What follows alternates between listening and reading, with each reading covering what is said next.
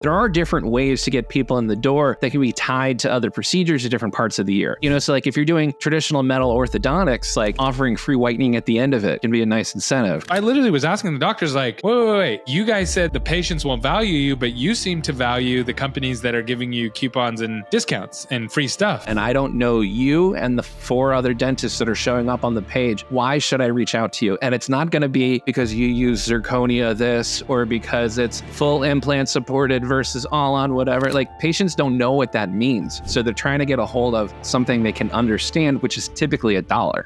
Welcome back to another episode of Dental Marketing Go. I'm your host, Gary Bird. I'm the founder of SMC National, where we help offices like yours level the playing field against the big guys so you can grow the way that you want. And today I have Ted, who is the VP of Sales and Biz Dev at SMC National, and he's going to share how one of our clients gets over 200 new patients a month and what they do right and what they avoid to get there. If you want to grow, this is going to be the episode for you. Stay tuned. All right, we are live, and I'm excited to be having a conversation with Ted again. And Ted does an amazing job. He's been in the dental industry forever, and he sees things that other people typically miss. So I love having conversations with Ted because I always learn something. And today we're going to talk about a client that we work with. Last month, they had well over 200 new patients, and I wanted to talk about that with you, Ted.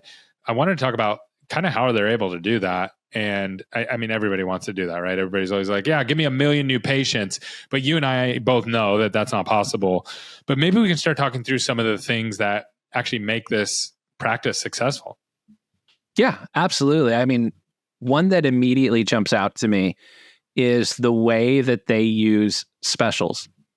So you're going to have your general new patient flow. There'll be like a new patient special. If you're trying to get butts in the chair, it's part of the deal. It's some dollar amount and it's some list of services.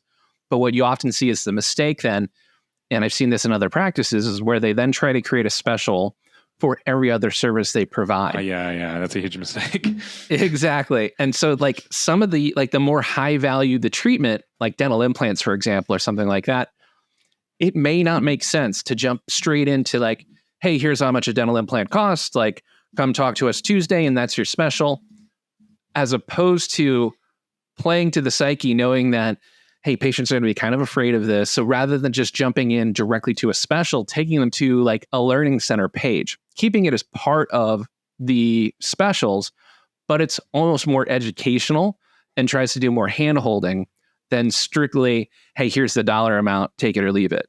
It's a super effective way of dealing with high value cases. You've probably noticed this before, but this podcast is unsponsored. What that means is we don't get paid to do it, but we want to bring you the best information possible. So how do we make sure that this content stays on the air? We need you to like and subscribe. Wherever you're at, whatever you're listening on, just give us a thumbs up or subscribe. And that helps us out so much. I know that you probably haven't done it. So I'm just going to sit here and wait until you do. 95% of our listeners have not subscribed to our podcast. So go ahead and do it now. Don't make this awkward. All right, good. Back to the show. Ooh, that's a really good point. Yeah, so interesting. I'll bring this up because I think it applies here. So I recently posted in a couple Facebook groups in dental about would you do a free exam and x-ray? Like, what do you think about it? And just kind of left it open-ended like that. Let's see here. I'll tell you how many comments it got on it. So it had 181 comments just on one post. And then I put it in another group and it had, I think, close to that amount again. Those are all dentists commenting, or almost all dentists. I would say 95% of them said, no way, never. And not only would I never do it, it's really bad for the dental industry overall because it really commoditizes, what we're doing. They don't value it. Who's going to come in and get a free thing and then give us money? But then there was like 5% that were like, yeah, we do it all the time and we crush and we get. Yeah, they're moving the needle. Yeah, they're moving the needle and we do really, really well. And what went off in my head, Ted, was like, oh, so dentists hate this, but there's a small group of dentists that are willing to do it. And they're reaping all the benefits from it because they don't. And I understood the points that the dentists were making. I'm not discrediting that, but they also aren't thinking through it from the patient's perspective, where The patient is just looking for value, and they're just like, oh, you have good Google reviews and it's free for me to come in? Why not? And it's more, what's happened is some of these dentists, and from my point of view, is like they've been burnt with some of these. They've maybe tested it and they targeted like low income areas. Yeah, it's going to suck if you do that, right? You're just going to have a bunch of unqualified patients coming in. But if you have a way to qualify the patients before they come in, all of a sudden everybody's winning. What are your thoughts when it comes down to that particular topic? Yeah, I think there's a couple of points. First, the dollar amount needs to be really reflective of the area. It's not a flat, it's $29 or it's $59, it's $79. It depends on where you are in the country, the city, parts of a city. Like that's a really important piece. The other thing to look at it too is, well, and real quick before you move on to that, it's important not because we say so because we're the marketing guys, and not because you say so because you're the dentist. It's the market that's driving it. It's all what can the market bear? Yeah, if everybody within 5 miles of your office is doing a $29 exam and X-ray, and you try to do $159, it won't work. It doesn't matter how good the marketing is; it literally will not work. Yeah. Well, and the other part too is it doesn't have to be, while we traditionally think of it as doing a dollar amount, there are different ways to get people in the door that can be tied to other procedures at different parts of the year.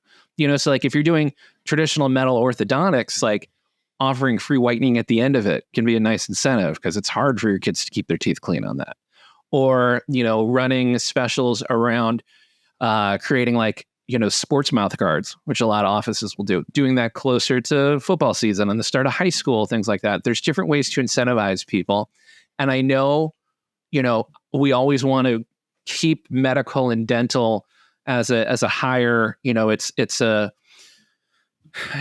more noble thing than selling furniture or selling coffee. And I totally understand that, but think about the way you shop, Doc. You're looking for a deal and you're looking for things too. It's so funny. I literally said that in this Facebook group because one of the Facebook groups was called Nifty Thrifty Dentist.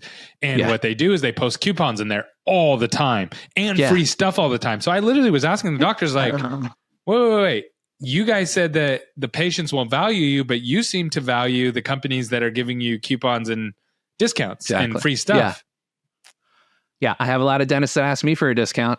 It's part of the deal. Like, so if it works in every other part of business or at a hospital, if you pay cash, you're going to get a different rate than if you pay insurance or other medical procedures.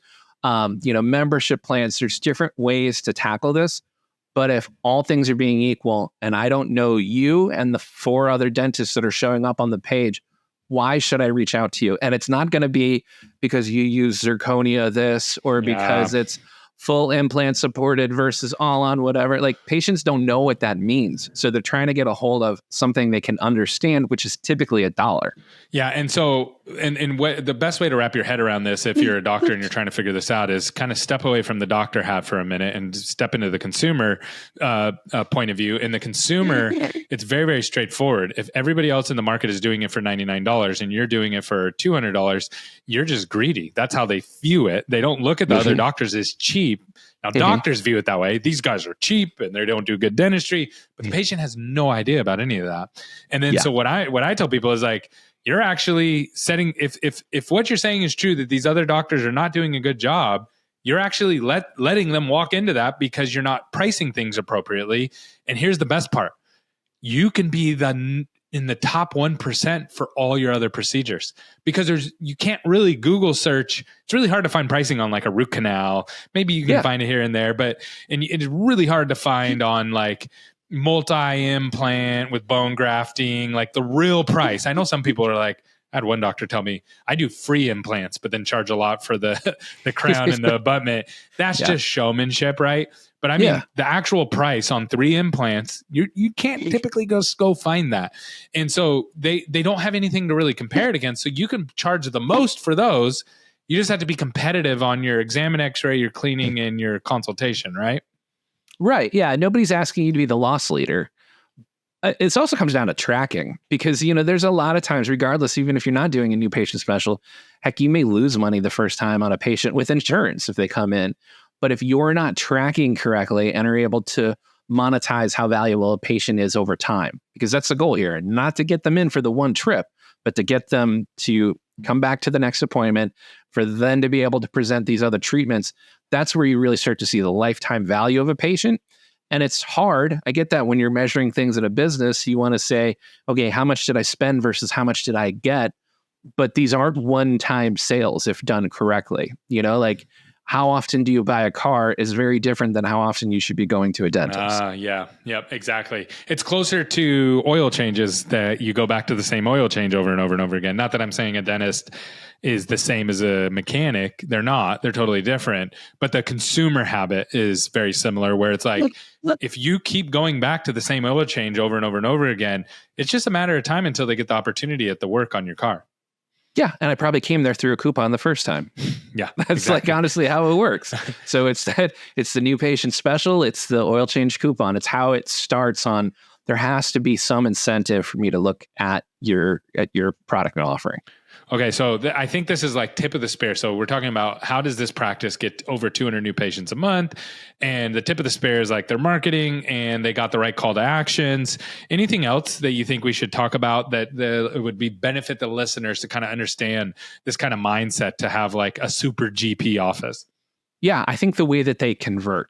They have some fantastic conversions, being able to go through their data and see that they convert new patients at a very high rate. And we're looking at these new patients, which tells me that they know what they're doing. I think the mistake when people are driving marketing patients is they kind of treat all new patients the same, and you can't do that.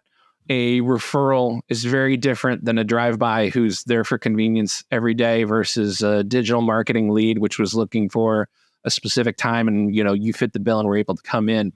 Their ability to convert and get people in the door lowers their overall cost. And then the way that they treat them when they're there, that's how you keep them and make them a lifetime patient. But their handling of the phones, answering them, scheduling, those things are pretty amazing for them. Yeah, I'm looking at their numbers right now, 85%. So I know that it's really high. That's really, really good. Like if you can get to 80%, you're doing really good. So absolutely. And I know this is something that we help people with as well, but the biggest hang up that I've seen, and I would love your thoughts on this, Ted, is like, we help people get in and we'll train them.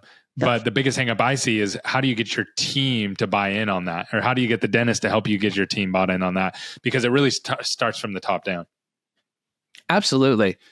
Beyond this client, if you don't have the decision maker or somebody who has the ability to make decisions a part of regular reporting, and if they're not held accountable or know about what's happening in the office, typically it's the dentist, like then you're going to run into a problem because then no one is watching you. The beauty of call recording initially is that you're kind of afraid that every call is being listened to, so you do a good job.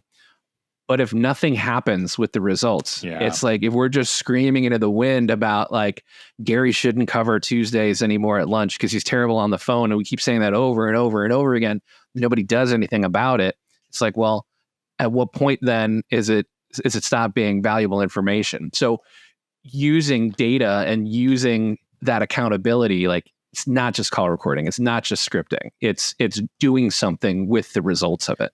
Yeah, because the scripting is not difficult. Like I memorized that, and figured that out like really quickly when I started working in dental. Like, oh, if you do these 3 or 4 things, like you convert the vast majority of your opportunities. It's the accountability, and really the accountability boils down to, does the doctor care about this or not? Yeah. Like if marketing and driving new patients is something that you're like not excited about, it's hard to hold people accountable, and it's going to trickle down to the rest of the office. If growth is important to you as a dentist, it needs to be conveyed that it's important to the rest of the team, and that's how you show up as a leader, or if you show up. Yeah, that's a really good point. Any other last thoughts on this one? Anything else that we should go? One more thing. So we talked about how are these guys getting to 200 new patients a month? Number one, their call to actions are dialed in.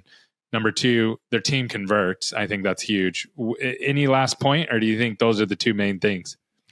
I think they're really important. I mean, obviously coming from a digital marketing standpoint, I can't help but look at the amount of reviews they have, photo and video, the personalization of a site, the things that are going to make you stand out, because like the advertising part, that's not terribly difficult. Like if you know what you're doing, you can get in front of, people. Marketing is your educated best guess, but then it's how do you make those changes over time and make those additions and photo, video, and continue to get good reviews, turning new patients into referrals, all those things. Like it's a business within a business. And I think they're great at it. Awesome, man. Well, thanks so much for coming on. You always do a great job. Thank you.